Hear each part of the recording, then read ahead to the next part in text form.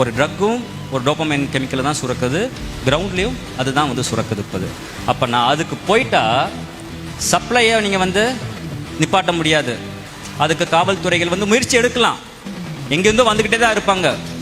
நீங்கள் வந்து ஒவ்வொரு வீட்டுக்கு ஒரு காவல்துறையை கொடுக்க முடியாது, ஒவ்வொரு வீட்டுக்கு பக்கத்தில் ஒரு நீதித்துறையை கொடுக்க முடியாது, ஒவ்வொரு வீட்டுக்கு பக்கத்தில் ஒரு மருத்துவத்துறையை கொடுக்க முடியாது. இப்போது அதை வந்து குறைக்கணும்னா டிமாண்டு குறைஞ்சா ஆட்டோமேட்டிக்காக சப்ளை குறையும்.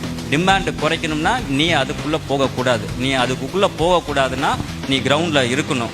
ஒவ்வொரு எஜுகேஷன் இன்ஸ்டியூட்டும் சட்டம் கொண்டு வாங்க, 45 நிமிஷம் 1 மணி நேரம் ஒரு குழந்தை வந்து கிரவுண்டில் தான் இருக்குன்னு சொல்லுங்கள். அடுத்த 5 வருஷத்தில் தமிழ்நாடு ட்ரக் ஃப்ரீ இன்ஸ்டியூஷனை மாதிரியே ஆகும். இப்போ அதில் கடுகளவு சந்தேகமே கிடையாது. இப்போ நேஷனல் நியூஸா இருக்கணும் சார். அப்பதான் நாளைக்கு ட்ரக்க பிசினஸா வச்சுக்கலாமான்னு யோசிக்கிறவனுக்கு கூட கொலை நடக்கும்.